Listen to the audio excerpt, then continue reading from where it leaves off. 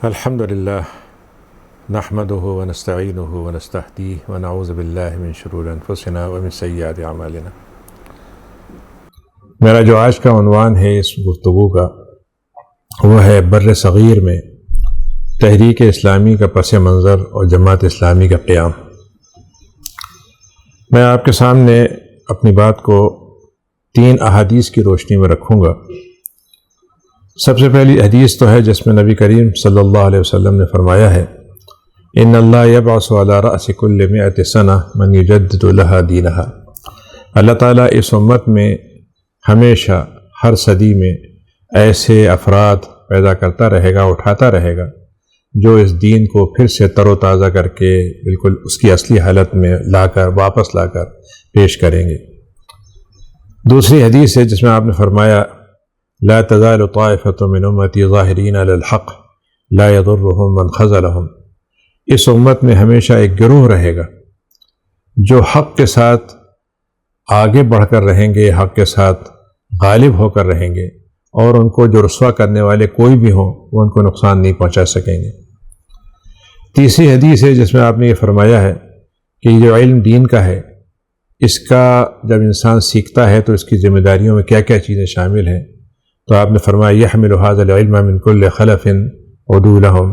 ينفون عنه تحریف الغالین وانتحال المبطلین وتأویل الجاہلین، کہ یہ اس علم کو ہر صدی میں، ہر نسل میں جو ان میں سب سے اچھے ہوں گے وہ اس کو لے کے اٹھا کے لے کے چلیں گے، اور ان کا کام ہوگا کہ جو غلو کرنے والے ہیں دین میں ان کی جو بھی تحریف دین میں وہ کریں گے اس کو ہٹا دیں گے، اور جنہوں نے اسلام کے اندر باطل کی آمیزش کی ہوگی اس باطل کی آمیزش کو صاف ستھرا کر کے اسلام کو پھر سے بحال کر دیں گے، اور جو جہالت کی بنیاد پر، دین سے لا علمی پر، کم علمی پر، یا غلط معلومات کی بنیاد پر، یا غلط خواہشات کی بنیاد پر جو لوگ دین میں اپنی طرف سے کوئی تعویل کرتے ہیں اس تعویل کو ختم کر دیں گے۔ تو ان حدیث کی روشنی میں میری گفتگو کا دوسرا حصہ ہے کہ یہ امت جو دنیا میں عالمی طور پر پائی جاتی ہے، مختلف سیاسی ملکوں میں پائی جاتی ہے، قومی نسلی قوموں میں پائی جاتی ہے، لیکن اس امت کا وجود ہر جگہ ہے۔ لیکن جو ہماری گفتگو کا آج موضوع ہے وہ ہے یہ امت جو بر صغیر میں پائی جاتی ہے، آج جس کو ہم بر صغیر کہتے ہیں، انڈین سب کانٹیننٹ،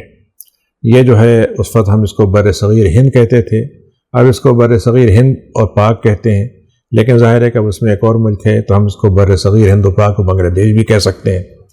بہرحال اس امت کا ایک وجود یہاں پر ہے۔ تو اس کی ایک تاریخ تو وہ ہے جو محمد بن قاسم سے شروع ہوئی تھی۔ آپ کو معلوم ہے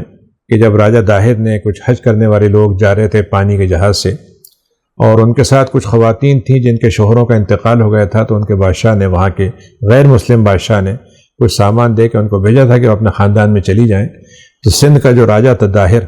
اس نے ان کو گرفتار بھی کر لیا، لوٹ بھی لیا، اور انکار کیا کہ ان کو کسی طرح سے کوئی رعایت دے گا۔ تو جو حجاج بن یوسف ثقفی بہت مشہور ہے اپنے بعض خرابیوں کی وجہ سے، ظلم کی وجہ سے، لیکن بہرحال اس کے اندر ایک دینی غیرت تھی، اور اس نے اپنے بھتیجے محمد بن قاسم کو بھیجا، 18 سال کا نوجوان جو وہاں سے آیا، اور اس نے سندھ میں نہ صرف کے راجہ داہر کو شکست دی اور ان لوگوں کو چھڑایا جو قید میں تھے، لیکن سب سے بڑی بات یہ ہوئی کہ وہ اسلام کو سندھ میں پھیلانے کا ذریعہ بنا، اور آج اس کو منصورہ وہ جگہ ہے جہاں پر انہوں نے اپنا علاقہ قائم کیا تھا، اور اس کو باب الاسلام بھی کہا جاتا ہے اسی لیے۔ دوسری ہماری تاریخ شروع ہوتی ہے ان عرب تاجروں سے جو پہلے سے اسلام سے پہلے سے آتے تھے، اور ان کا سفر تجارت کا شروع ہوتا تھا جزیرہ عرب سے، سمندر کے کنارے کنارے چلتے ہوئے وہ کاٹھیا واڑ اور ساحلی علاقوں سے گزرتے ہوئے کیرلا گئے،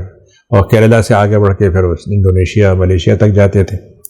تو جب یہ اسلام پھیلا عربوں میں تو یہی تاجر جو تھے صرف تاجر نہیں رہے بلکہ اسلام کے داعی بن گئے، اور انہوں نے اسلام کی دعوت کو اپنے عمل سے، اپنے تجارتی اصولوں سے اور اپنے حسن اخلاق سے اس طریقے سے کیا کہ ایک تعداد مسلمان بھی ہو گئی، اور جو مسلمان نہیں ہوئے وہ بھی ان کے کردار کی وجہ سے نہ صرف متاثر ہوئے بلکہ اسلام کے لیے ان کے دل میں ایک قدر پیدا ہوئی، یہاں تک کہ انہوں نے بعض دفعہ اپنے عدالتی فیصلے مسلمانوں کے ہاتھ میں دیے۔ تیسری تاریخ ہماری جو شروع ہوتی ہے، اور اس کی بشارت پر آپ کو معلوم ہے محمد بن قاسم کے بارے میں تو حدیث میں بشارت ملتی ہے کہ سب سے پہلا غزوہ جو ہندوستان کا ہوگا اس کے شریک ہونے والے کو اللہ تعالیٰ کی طرف سے بشارت ہوگی، اور ان کو یعنی وہ جنت کی بشارت ہوگی۔ تو بہرحال تیسرا دور وہ ہے جس میں مسلمانوں کے وہ حکمراں آئے جو افغانستان کی طرف سے ہوتے ہوئے آئے، جنہوں نے ملک کو فتح کیا اور ایسی حکومت قائم کی جو مسلمانوں کے مختلف خاندانی دور سے گزرتی ہوئی 1857 تک چلی، اور اس میں تقریباً 800 سال کا مسلمانوں کا دور حکومت ہے۔ اس مسلمان حکومت کو آپ کہہ سکتے ہیں کہ یہ اسلام کی حکومت نہیں تھی، مسلمانوں کی تھی، لیکن بہرحال ان کے ہاں اسلام سے کوئی نفرت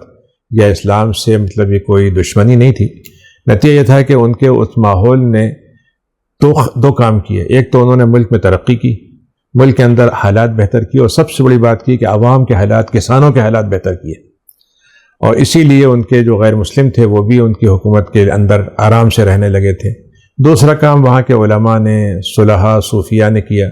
کہ انہوں نے مسلمانوں کو بھی اسلام کی تربیت کی اور غیر مسلموں بھی اسلام کی خدمت کی، اور اس کے ذریعے سے بڑی تعداد اسلام لائی۔ تو یہ ہمارا 800 سال کا دور ہے جس میں مسلمانوں کی ایک تہذیب وجود میں آئی تھی، یعنی صرف مسلمان یہاں رہتے نہیں تھے بلکہ انہوں نے ایک باقاعدہ انڈین سویلائزیشن کا ایک ایسا دور ہے جس کو ہم گولڈن دور کہہ سکتے ہیں، جس میں دنیاوی ترقی بھی تھی، اخلاقی ترقی بھی تھی، سیاسی طور پر بھی بادشاہ حکمرانی کے شوق میں بھی جس وجہ سے بھی انصاف کے اچھے کام کرتے تھے۔ لیکن پھر اس کے بعد ہماری تاریخ ایک دور آتا ہے جس میں مسلمان مغلوب ہو جاتے ہیں، ایک باہر کی طاقت آتی ہے، وہ قبضہ کر لیتی ہے۔ تو وہ صرف سیاسی قبضہ نہیں تھا، وہ عسکری فوجی قبضہ نہیں تھا، بلکہ انہوں نے دھیرے دھیرے اپنی تہذیب یہاں پھیلانا شروع کی۔ پھر اس کے بعد مسلمانوں سے ان کو اگر یہ کہا جائے کہ جو صلیبی دور سے، کروسیڈ کے زمانے سے جو ان کو ایک طرح سے اسلام کے بارے میں ایک نفرت کہہ لیجیے یا لا علمی کہہ لیجیے جو بھی تھی، اس کی وجہ سے انہوں نے جو کام کیے وہ یہ تھا کہ مسلمانوں کا زبان ختم کر دی، ایک طرح سے اس کا سرکاری وجود ختم کر دیا، مسلمانوں کا عدالتی نظام ہٹا دیا، مسلمانوں کا تعلیمی نظام ختم کر دیا، اور اس کے متبادل اپنا سول کورٹ لے کر آئے،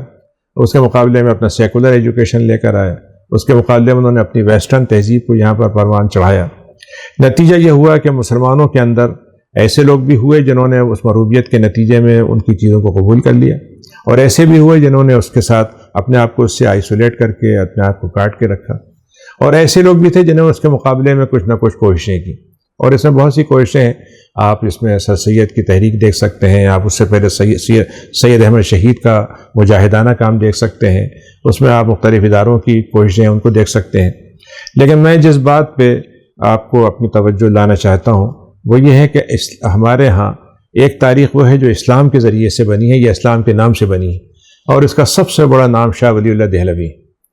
شاہ ولی اللہ دہلوی وہ شخصیت ہیں جنہوں نے نہ صرف یہ کہ اسلام کا بہت ہی ریفائن اور صاف ستھرا منظر پیش کیا، اسلام کی بہترین کتابیں لکھ کر اسلام کی تعلیمات کو بہت ہی فطری انداز میں حکمت کے ساتھ پیش کیا، پھر اس کے بعد انہوں نے اپنے خاندان کے ذریعے سے، اپنے زیر تربیت شاگردوں کے ذریعے سے ایک پوری نسل تیار کی، اور تیسری کام انہوں نے جو کیا وہ یہ تھا کہ اسلام کو کیسے بالاتر کیا جائے، کیسے غالب کیا جائے، جبکہ محکومیت ہو چکی ہے، فوجی طور پر ہم ہار چکے ہیں، سیاسی طور پر ہم کمزور ہو چکے ہیں۔ تو یہ کام انہوں نے جس طریقے سے کیا تھا تو ہم یہ کہہ سکتے ہیں کہ اس شاہ ولی اللہ کے بعد سے اب تک جتنے بھی اسلامی کام ہوئے اس کا کہیں نہ کہیں سرا شاہ ولی اللہ کے پاس جا کے پیچھے جاتا ہے۔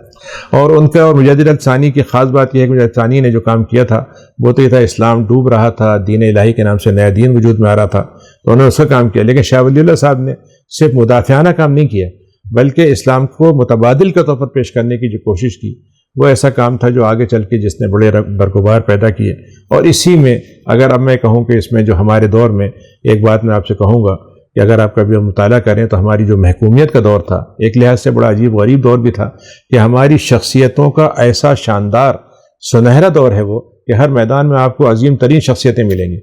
لیکن ان شخصیتوں میں جن کا کردار اسلامی تحریک سے جڑ جاتا ہے یا جوڑا جا سکتا ہے اس میں چند لوگوں کا نام آپ کے سامنے رکھوں گا۔ اس میں ایک شبلی نعمانی ہے جنہوں نے تاریخ کے ذریعے سے اسلام کے بارے میں غلطیوں کو دور کیا، صفائی پیش کی اور یہ سب کیا کہ اسلام ایک بہترین نظام تھا اور بہترین طریقے کی اس میں حکمرانی تھی اور بہترین طریقے کا نظام عادل تھا اس میں۔ دوسرا کام مولانا حلی نے کیا کہ انہوں نے ہمارا مرثیہ پڑھا اور یہ بتایا کہ ہم کیا تھے اور ہم کیا ہو گئے، یعنی ہمارا ماضی کتنا شاندار تھا، آج ہم کہاں ہو چکے ہیں۔ تیسرا کردار مولانا ابوالکلام آزاد کا ہے جو ایک نئی لہر لے کر آئے تھے، اور چونکہ وہ مکے میں پیدا ہوئے تھے، عربی جانتے تھے اور عربی کا ان کا بہترین مطالعہ تھا، تو انہوں نے محسوس کیا کہ یہاں پر اسلام ایک بڑا روایتی، ایک رسمی اور بڑا محدود قسم کا ہو گیا ہے، تو انہوں نے اسلام کا بہت ہی وسیع تصور اور بہت ہی یعنی جیسے کہیے کہ جو اسلام سے قریب تر منظر اس کو پیش کیا، اور اس میں اس سلسلے میں انہوں نے حزب اللہ کا قیام کیا، مختلف تحریکات چلائیں، پھر اس کے بعد آخر میں وہ تحریک آزادی ہند میں زیادہ مصروف ہو گئے اور ان کا کام دوسرا حصہ دب گیا۔ لیکن اس کے بعد ایک شخصیت آتی ہے علامہ اقبال کی، جنہوں نے دو کام کیے، ایک تو مغرب کی جو مروبیت تھی اس کو دور کیا، خود وہیں کے پڑھے ہوئے تھے، خود اس کو سمجھے ہوئے تھے، اور دوسرا یہ کہ انہوں نے اسلام کا یہ منظر پیش کیا کہ اسلام صرف تاریخ کا نام نہیں ہے بلکہ اسلام ایک مستقبل بنانے کا نام بھی ہے، اور اسلام ہی کا مستقبل ہے جو انسان کو انسان بنا سکتا ہے۔ تو یہاں تک اگر ہم پہنچ کر اپنی بات کو یہاں پر ہم جوڑ دیں تو اس سے آپ کو یہ بات سمجھ میں آئے گی کہ مولانا مودودی جو سفر شروع کرتے ہیں اس سے کچھ مقدمات، اس سے کچھ پری ایمبل اور کچھ اس کے ابتدائی کام جو ہو چکے تھے،